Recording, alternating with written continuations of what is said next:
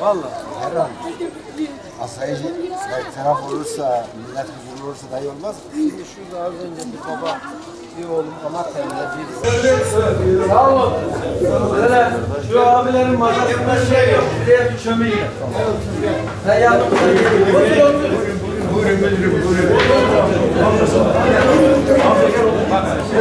Amca gel yanıma gel. Hoş bulduk. Sizler yaşlı kamil insanlarsınız. Nezarete koymuşlar. Zannettiler ki yani ben zannettim 2-3 gün kalıp